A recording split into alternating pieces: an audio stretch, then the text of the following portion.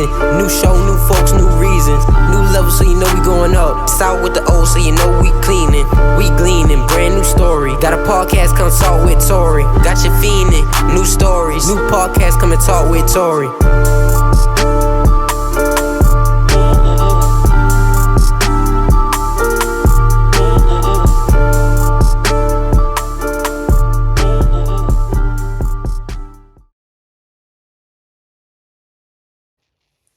Hey y'all, welcome back to Tori Talks.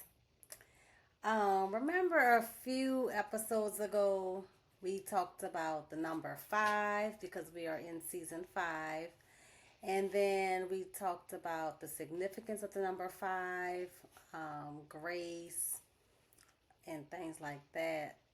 And in that episode I also discussed, like the many different things that's associated with the number 5. One being our 5 senses. And the 5 senses are smell, sight, hearing, taste, and touch. And so today, the glasses, I want to talk about sight or vision, right? And so we have to have vision, y'all. Like, I know there's some individuals who can't see with their physical eye, but that doesn't mean that they don't have vision. So really, I'm not talking about physically seeing. I'm talking about in the spiritual sense of having vision. Because you got to be able to see things through. You got to be able to think about, begin with the end in mind. Because a lot of times, we think of the now and we don't really care for or worry about what's to come. And so, we have to have vision. And so the reason for me wearing these glasses today, I went to the eye doctor. I had an appointment, not medical exam, an eye exam. And you know how they dilate your eyes. So they dilated my eyes. So my vision is a little blurry. It's not as bad as it was when they first did it, but my vision is a little bit blurry. So they gave me these glasses. And when I walked outside with the sunlight, I really felt like I needed the glasses. And as I'm driving, I was like, oh, this is a perfect topic to discuss, because I can think about it in the physical aspect, not really being able to see, but I can also discuss it on like a spiritual aspect when we don't have vision, like we don't see. And so that's what I want to talk about today. So yeah, like you may not know where you're going. And of course we don't know what's going to happen along the way. A lot of times we do have hiccups along the way. A lot of obstacles, things that may hold us back. But as long as we know exactly like where we're going, we have the end in mind, like we're going to get through it. And so I just want to encourage you all for that. Just making sure that we're all encouraged and that we're not just doing things just to do them. We're doing them with a purpose in mind. We're doing them, with the end goal in mind as well. And so I wrote some notes down because I wanted to make sure I touch on some things. But yeah, so how does dilation really work? I mean, I'm not a doctor, so I can't tell you the ins and outs of it, but they drop these medicated drops in your eyes. And the purpose of that is so that your pupils will enlarge, so that the eye doctor, optometrist, so that they can, really examine your eyes. Because when your pupils are really, really small, as they should be normally, it's very difficult for the doctor to really see, I guess, behind the eye. But when they're enlarging, is that a word? When they are enlarged with these medicated drops, then the doctor can see behind your eyes and check for any types of diseases that we may have in our eyes and things like that. So, how does dilation work?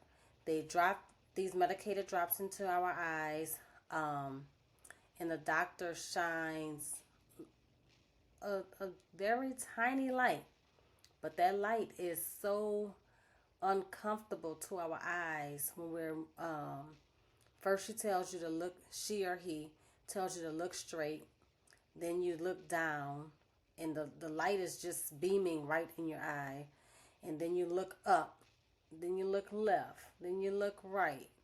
And so but we're doing all of this so that the doctor can see every angle behind our eyes. And so at least that's my my interpretation of what happened when they dilated my eyes. But again, the reason for the dilation is so that our pupils will enlarge. It never fails. Every time I record at home, it never fails. Saint always does this to me. I don't know why. But anyway.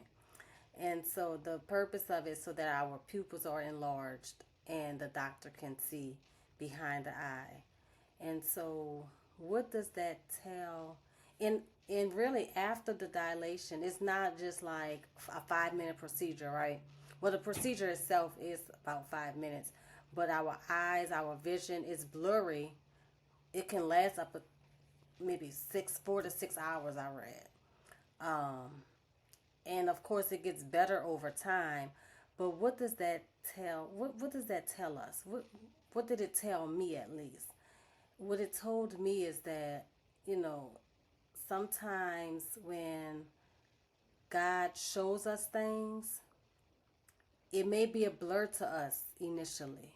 We may not really see it as clear as we will see it later on, right? So God puts things in our faces. God puts things in our view so that we can see them, and so that we can have a vision for those things. And so what I encourage everyone to do, you know, and I'm guilty of it as well. I don't do it as often as I want to. I'm a I do think a lot. I do read a lot, but I don't write things down as much as I would want to, and as much as I used to actually. And the Bible does tell us to, you know, write the vision, make it plain, write it on your tablets. And so I don't think, but I know that that's something that we should have a practice of, something that we should be doing in order for us to see um, our vision and what God has prepared for us come to life. Um,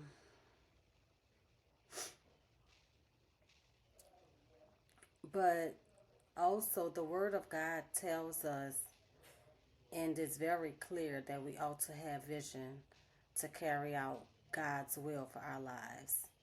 In Proverbs, I believe it's chapter 18, it says, where there is no vision, the people perish. The word perish, another translation for the word perish is they die. They, you know, like they're lifeless. They don't have anything going for themselves. So we have to have vision, y'all. But could that be the very reason that some of us don't have what we ought to have? Because we don't have the vision. We don't have like the outlook and seeing how, you know, how things should go, how things should end. Is that the very reason that we don't have some of the things that God has promised to us? Because we didn't take out the time to plan around, to think things through, Is that the reason why we don't have some things that God tells us that we should, that God tells us, that God promised to us that we will have? Is that the very reason?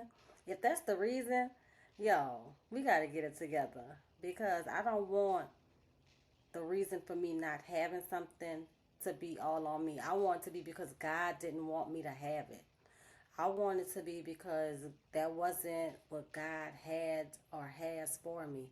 I don't want to not receive something because it's something that I didn't do.